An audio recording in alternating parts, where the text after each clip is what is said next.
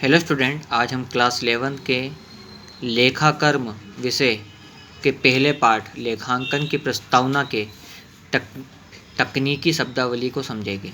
जो पहली तकनीकी शब्दावली है वो है प्रविष्टि, जिसे हम एंट्री भी कहते हैं। प्रविष्टि का अगर आसान शब्दों में कहा जाए तो किसी भी सौदे को हिसाब किताब की पुस्तकों में विधिवत लिखना प्रविष्टि कहलाता है। इसका अर्थ ये हुआ कि जब हम व्यवसाय के किसी भी लेन देन को व्यवसाय की पुस्तकों में लिखते हैं, जैसे जर्नल में उसे लिखेंगे, तो वो जो लिखना होता है उसी को हम प्रविष्टि या एंट्री कहते हैं। प्रविष्टि के मदद से ही हम लेन देन को खातों में या बहियों में या बुक्स कह लीजिए और अकाउंट्स कह लीजिए उसमें लिखते हैं। तो एक तरीके से लेन देन को जब हम बही खाते की पुस्तकों में लिखते हैं, उस लिखने को ही क्या कहा जाता है? प्रविष्टि या एंट्री कहा जाता है। अब आता है नाम व जमा। ये दो अलग अलग शब्द हैं। नाम जो होता है उसे डेबिट कहा जाता है और जमा को क्रेडिट कहा जाता है।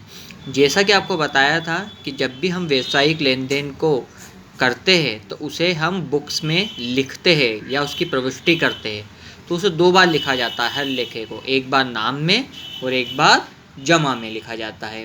ये नाम और जो जमा है ये हर खाते को में लिखा जाता है। और जब हम खाता बनाते हैं तो जो बायां पक्ष होता है उसे हम नाम या डेबिट कहते हैं और जो दायां पक्ष होता है उसको क्रेडिट या जमा कहते हैं। ये दोनों अकाउंट्स के या खातों के दो साइड्स कह लीजिए या दो पक्ष कह लीजिए, उनके नाम हैं। जो इस तरफ होगा वो डेबिट या नाम होगा और जो इस तरफ होगा वो क्रेडिट या जमा होगा। एक तरीके से खातों को दो हिस्सों में बांटा जाता है। इधर का जो हिस्सा है वो नाम होता है और जो इधर का हिस्सा है वो जमा होता है। इसके बाद आते हैं हम बिक्री पे।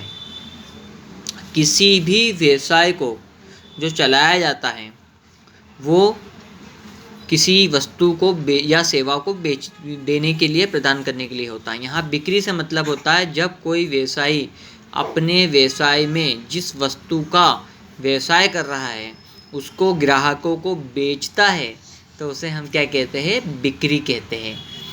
ये जो बिक्री होती है नगद भी हो सकती है और उधार भी होती है, और नगद और उधार दोनों को मिला के कुल बिक्री होती है। और अगर मान लीजिए इस बिक्री में से कुछ वापसी होती है तो वो कहलाती है विक्रय वापसी। और कुल बिक्री में से अगर विक्रय वापसी को घटा दे तो जो बचता है वो कहलाता है शुद्ध विक्रय। इस तरीके से ये बिक्री होती है। अब आते हैं अगला पॉइंट जो है वो है फर्म।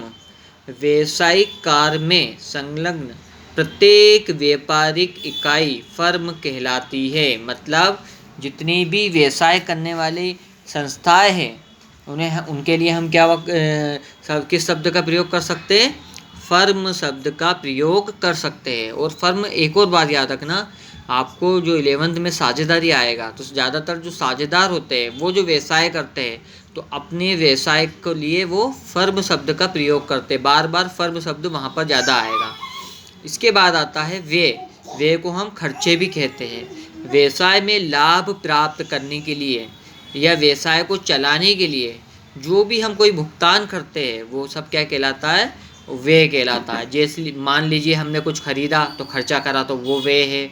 हमने किसी की सेवाएं ली उसके लिए कुछ पैसे दिए वो व्यय है। हमने कुछ भी पैसे किसी को चुकाए वो सब व्यय में आते हैं। व्यय को दो भागों में बांटा जा सकता है, पूंजीगत व्यय और आयगत खर्च।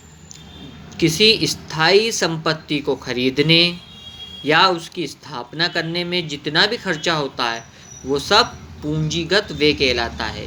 और पूंजीगत व्यय जो होता है उसे बार बार नहीं करना पड़ता है और एक बार करने के बाद उस खर्चे की बदले में हमें जो सेवाएं मिलती है वो लंबे समय तक मिलती रहती है। जबकि आयगत खर्च एक लेखा अवधि या कह लीजिए एक साल में किया गया ऐसा खर्च है जिससे मिलने वाला लाभ उस अवधि तक ही सीमित होता है या उससे कम अवधि तक सीमित होता है। जैसे मजदूर को दी जाने वाली मजदूरी, कर्मचारियों को दिए जाने वाला वेतन, दुकान का किराया, बिजली का बिल, उधार लिए गए पैसे पर ब्याज आदि आदि। इस तरह ये तकनीकी शब्दावली आज ख़त्म हो गई और पहला पार्ट भी आज ख़त्म हो गया। Thank you.